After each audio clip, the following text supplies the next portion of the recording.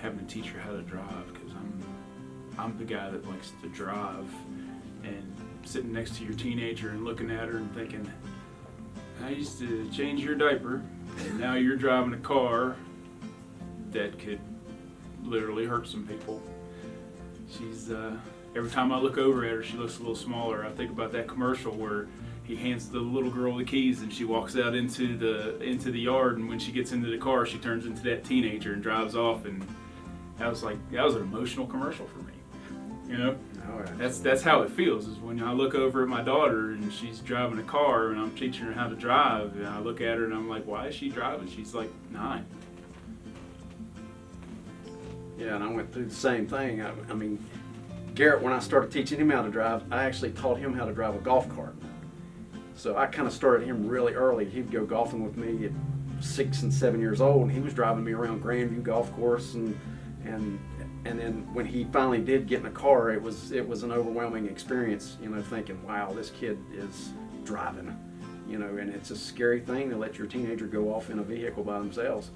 You know, you just pray to God every second of every day that they make it back, and that you've taught them well enough, and the responsibility of driving, and taught them the skill of driving well enough to be able to handle that vehicle.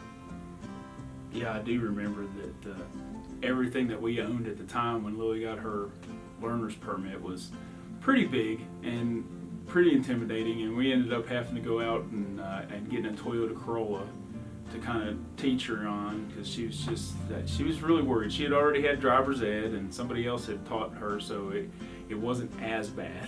But you know, I'm the kind of guy that when you're not doing something right, this is what you do, and sometimes my frustration shows very, very rapidly. But you know, I made her back around a building or a parking lot in the medical park for, I don't know, I know 30 minutes. I just made her back around the parking lot so that she could back up, and because she was just backing out of my driveway. She'd get over in the grass on this side, she'd get over on the grass on this side. I was like, okay, we're gonna go practice backing up. So that's what we did for half an hour. She backed up in a circle like Ricky Bobby backwards.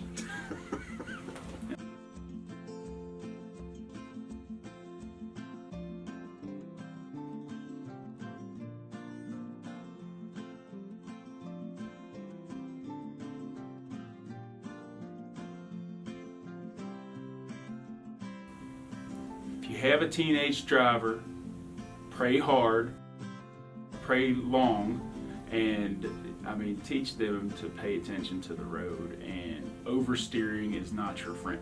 No. And cell phones are definitely not your friend. That was one of the biggest things that I told my son when he started driving. I said, no phone in your hand any way, shape, or fashion, texting, talking, anything.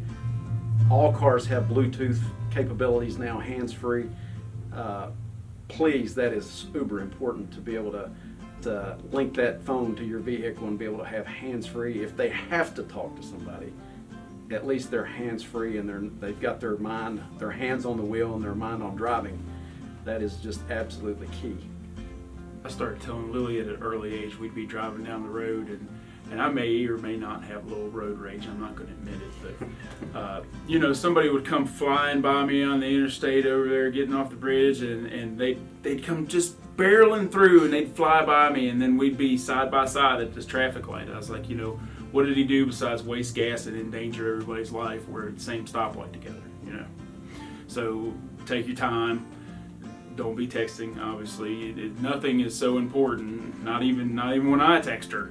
Is it so important that she needs to pick up that phone and text that she needs to drive on down the road? And when she stops, I hope that she remembers to text me. But anymore, you can just check up. There she is. She's right here. She's right where she's supposed to be. Because parents need to know where their kids are. I firmly believe that there's technology in place, and if I'm going to put her in a vehicle, then I need to know she's where she says she's going to be. Absolutely.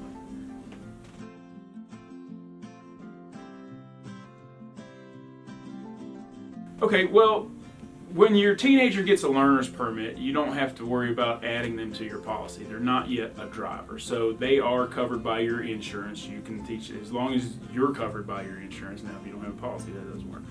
But when your teenager gets a learner's permit, they're taken care of on your regular insurance. The day that they get their license, they must be added to your policy. And I mean, that is the day that they get their license. They are now a driver in the household, so they have to be added to your policy. It's really simple. You call us with their name, date of birth, and new driver's license number, and we add them to the policy as a driver. If there are, let's say there's 3 people in the house and 2 vehicles, then they are a part-time driver. If there's 3 vehicles, then they're going to be a full-time driver on 1 vehicle.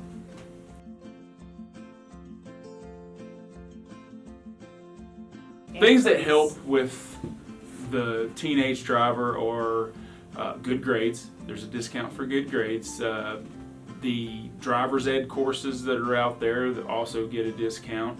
And just like everybody's always heard, sometimes boys are a little bit higher than girls, and it may or may not be because boys do stupid things. I know when I was a teenage driver, I did stupid things, but I don't know that the girls didn't. I guess they probably didn't, right? Yeah, I can assume that my wife was a better driver than me as a teenager.